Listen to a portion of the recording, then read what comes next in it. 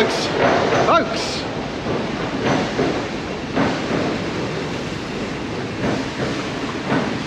Andy here. This is Andy's Tour Journeys. Today we are in beautiful Melbourne town. What a stunning day it is today. And today we're going to learn a little bit of history of this country, the history of immigration, because just over there where we're walking to now on this fine sunny day is a place called Customs Square, and behind it is the Immigration Museum. I've never been there before in my life, but I've been told to go there many times. Today is the day and I'm taking you along. So let's see what we can learn.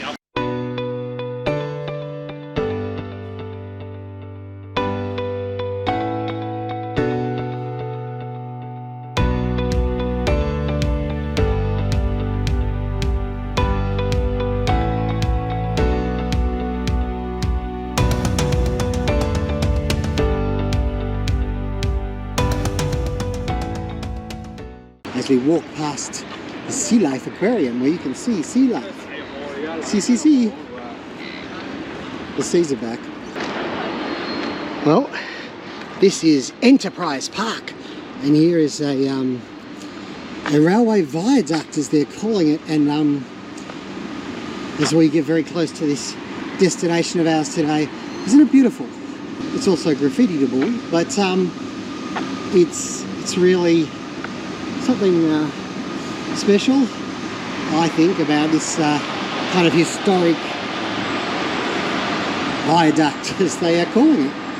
Yeah, up there we can see the more modern rail viaduct there, but we're walking this way to the Immigration Museum through the historic arches, the brickwork of the 1800s, no doubt, possibly. That's our building just there, Immigration Museum. What an awesome way to get there.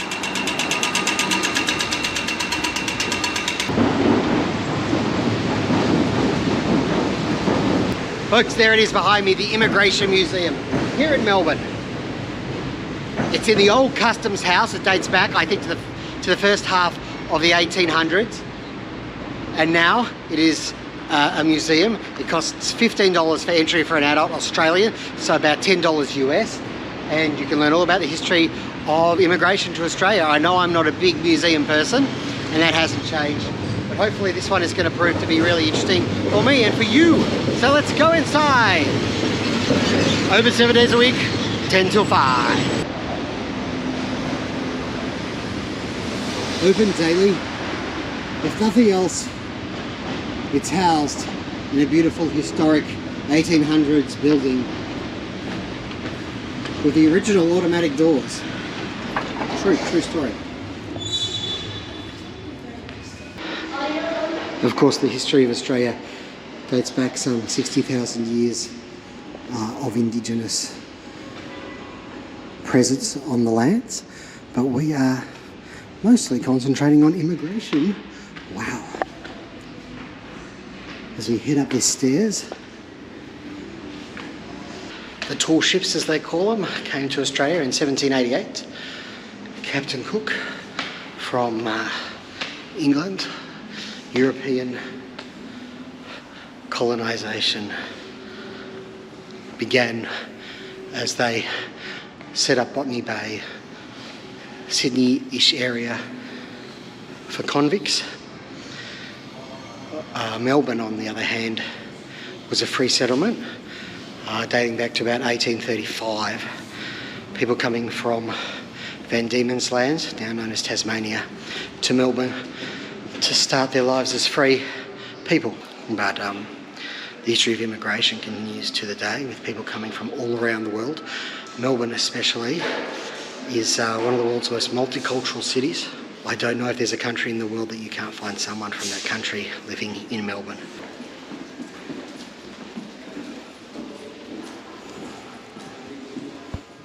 And why else would you immigrate all the way to Australia, as far as you could go from a lot of places on earth, but for a better life?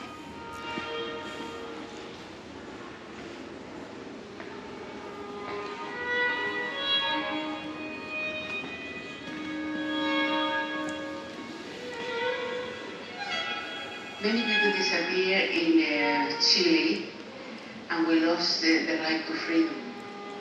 We lost the right to speak.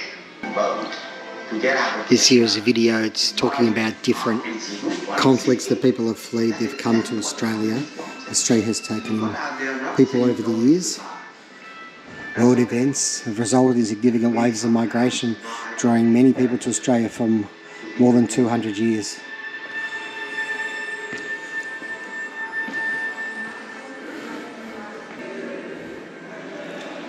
This talks about the impact on Indigenous Australians, First Nation people. One thing people may not be aware of, before the British came here, the Dutch came here. I think they landed in Western Australia. And of course, almost everyone in this country is here because of immigration at some point over the last 200 years. With the exception of the Indigenous Australians. After the World Wars, Australia saw a lot more European migration from a wider range of countries, from Yugoslavia to Poland, and then a lot of Greek and Italian people also came to Australia in the 50s. Each decade brings different people that add to the landscape of this beautiful country. Look at this building. Wow.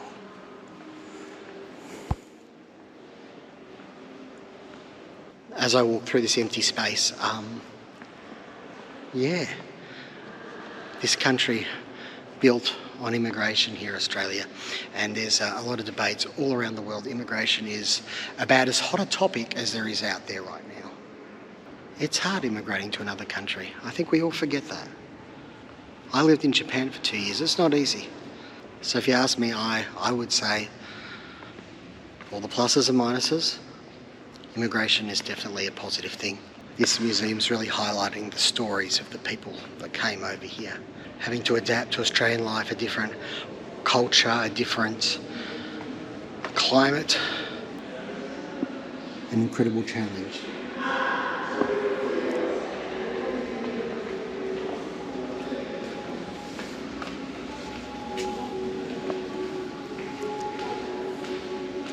It's wonderful the way they use these buildings.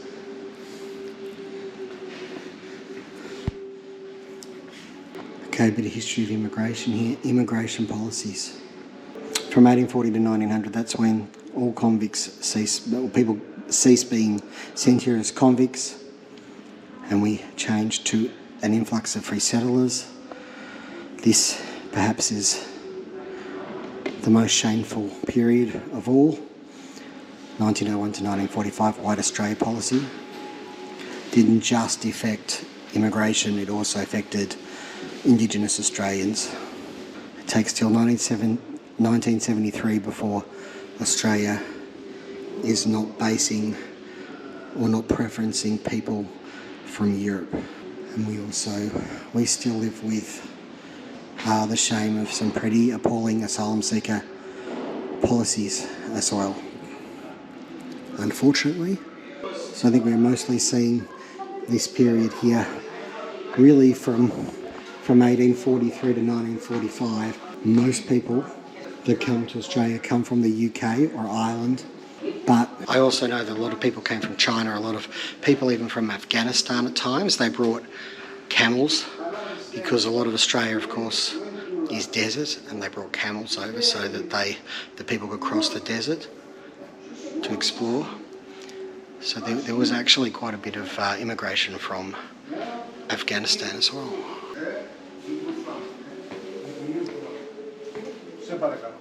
Very well.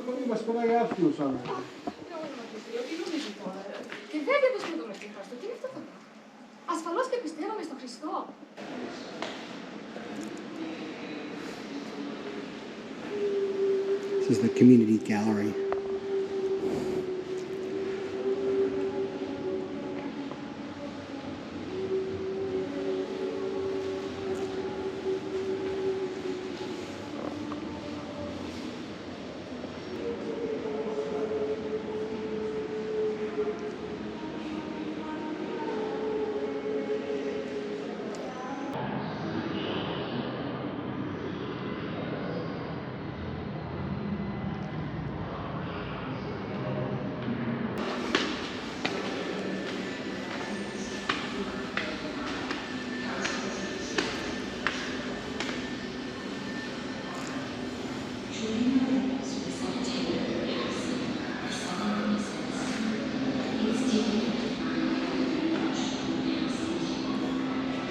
They're asking people to share a story of joy.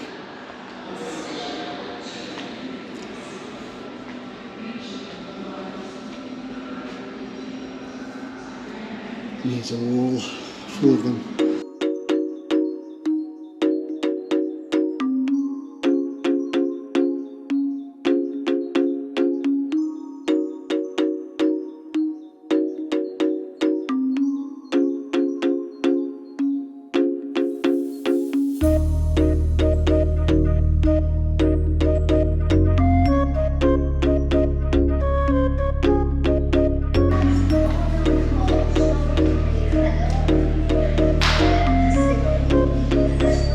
I think on this floor it's exhibitions and artwork.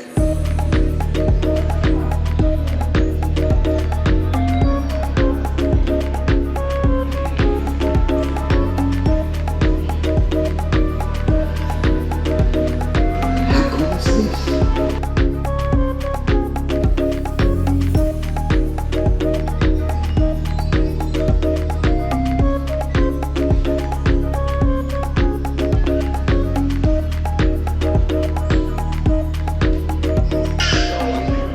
Here's a piece of art that's basically a recreation of a video library. I'm not sure if this has anything to do with immigration or not.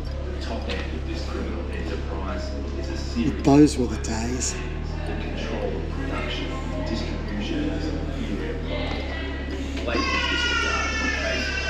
I've been looking for a video of Some Mothers Do Have Them compilation for years. With your help and the vigilance of the community and the law, we will stand and fight against VHS piracy. Okay.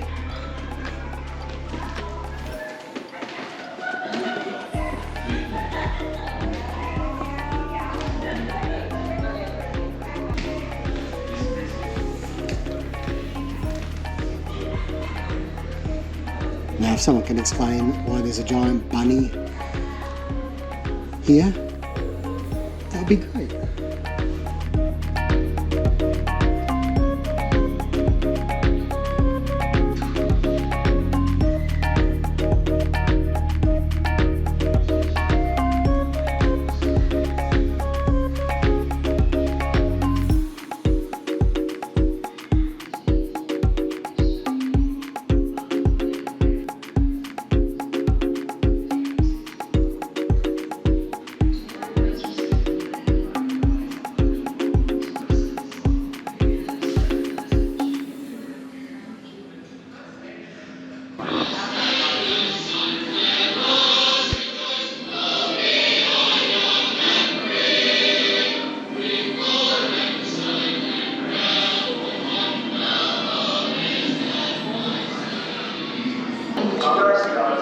Finally, as we seek to improve ourselves, to embrace a broader cultural identity, hopefully days are well past us where we only see Australia as a place for white people.